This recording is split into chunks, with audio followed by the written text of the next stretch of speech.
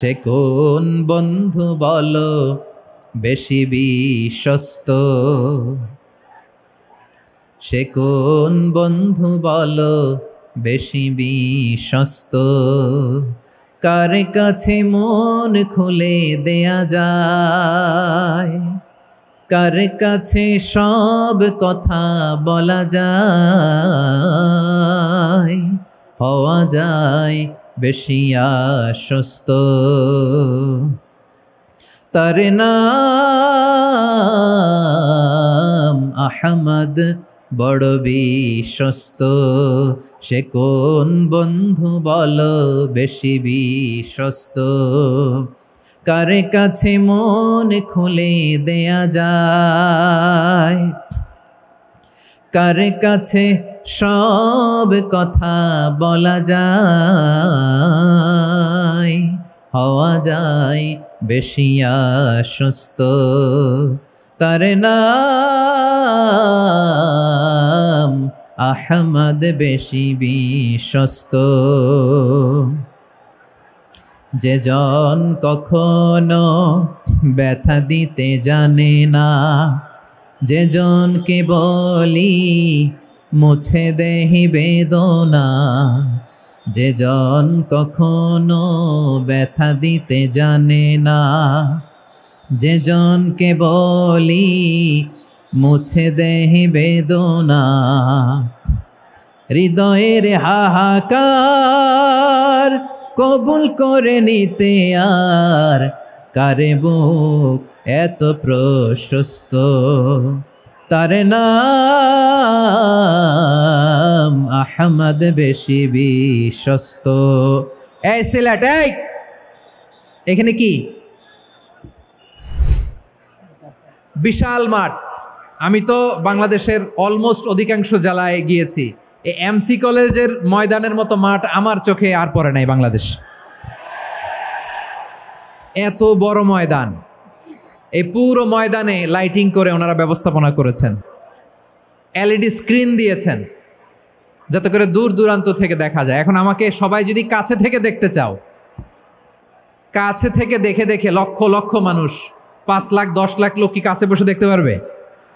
তো এতটুকু স্যাক্রিফাইস তো করতে হবে তোমাদের। হ্যাঁ, ঠান্ডা হয়েছে, ঠিক আছে, মাশাআল্লাহ। হ্যাঁ, এই কয়েকজন শুধু, হ্যাঁ বসে যাও। আল্লাহর ওয়াস্তে আমি সবাইকে দেখতে পাচ্ছি, আল্লাহর ওয়াস্তে মেহেরবানি করে চুপ থাকো।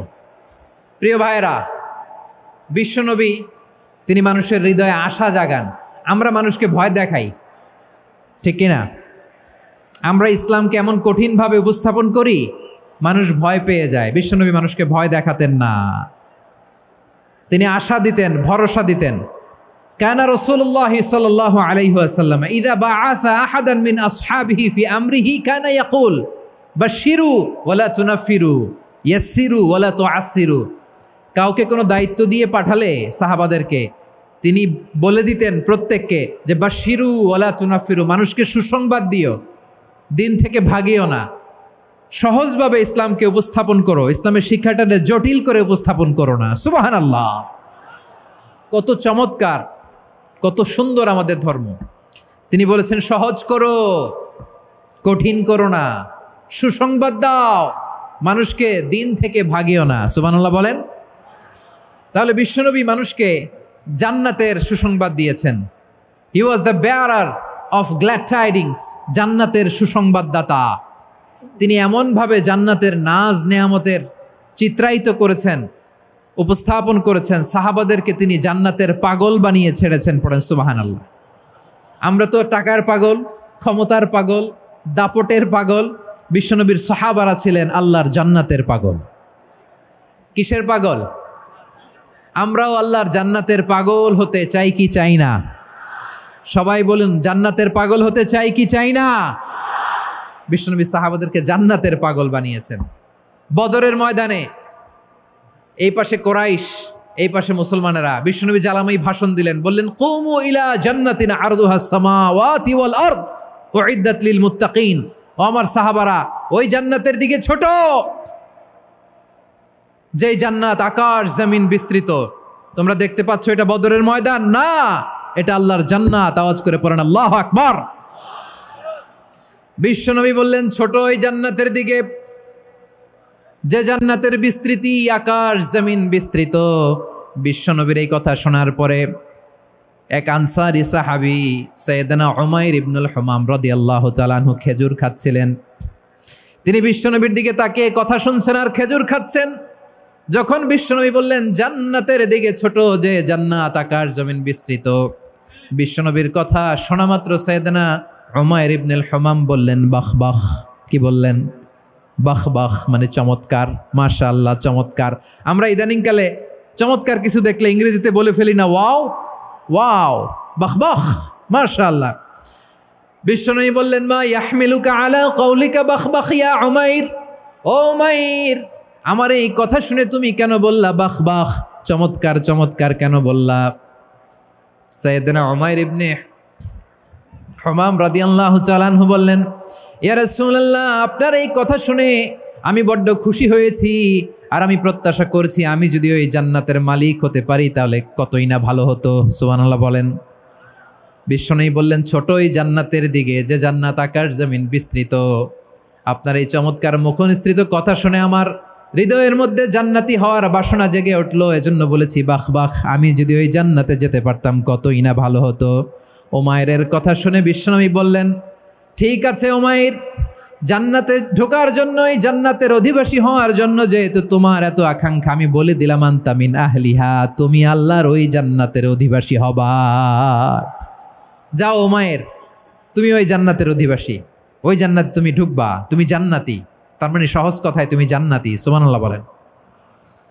যখনই বিশ্বনবী বললেন জান্নাতি, সাইয়েদনা উমাইর রাদিয়াল্লাহু তাআলা আনহু খেজুর খাচ্ছিলেন আর মনে মনে ভাবে, বিশ্বনবী যখন ওয়ারেন্টি দিয়েছে, বিশ্বনবী যখন গ্যারান্টি দিয়েছে আমি জান্নাতে যাব, তাহলে হাতে তো এখনো 3টা খেজুর বাকি। এই 3টা খেজুর যদি খাই তাহলে জান্নাতে ঢুকতে দেরি হয়ে যাবে। সুবহানাল্লাহ পড়েন। হাতে কয়টা খেজুর? 3টা খেজুর। বিশ্বনবী বললেন, উমাইর আনতা মিন আহলিহা, তুমি ওই জান্নাতের অধিবাসী, তুমি জান্নাতি। উমাইর চিন্তা করলেন, আমি জান্নাতি, নবীর মুখ দিয়ে যখন বেরোইছে ওই জান্নাতে তো আমার ঢুকতেই হবে, কিন্তু হাতে 3টা খেজুর খেয়ে যদি জিহাদের ময়দানে যাই তাহলে জান্নাতে যেতে তো দেরি হয়ে যাবে। এই চিন্তা আসা মাত্রই খেজুর 3টাকে তিনি ছুঁড়ে মারলেন, তলোয়ার বের করে আল্লাহু আকবার বলে বদরের ময়দানে ঝাঁপিয়ে পড়লেন। আল্লাহর শত্রুদেরকে কচুকাটা করে এক পর্যায়ে শাহাদাতের সুধা পেয়ে নিজেও জান্নাতি হয়ে গেলেন। পড়েন সুবহানাল্লাহ। আমরা দুনিয়ার বুকে আমরা হয়েছি দুনিয়ার পাগল, ক্ষমতার পাগল, সম্পদের পাগল, খ্যাতির পাগল। বিশ্বনবী তার সাহাবাদেরকে বানিয়েছিলেন জান্নাতের পাগল। পড়েন সুবহানাল্লাহ। ওই জান্নাতে আমরা যেতে চাই কি চাই না? একা না সবাই মিলে? একা না সবাই?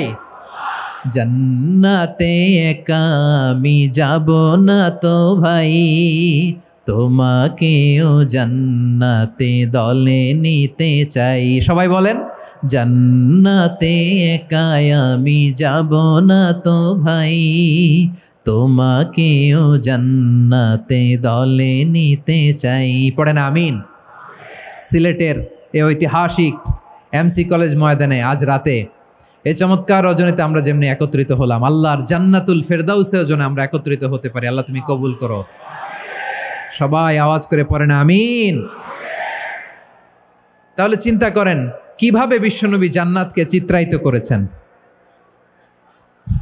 সাহাবাদের সামনে, কিভাবে চিত্রায়িত করেছিলেন তিনি, যে কারণে সাহাবারা জান্নাতের পাগল হয়ে গিয়েছেন।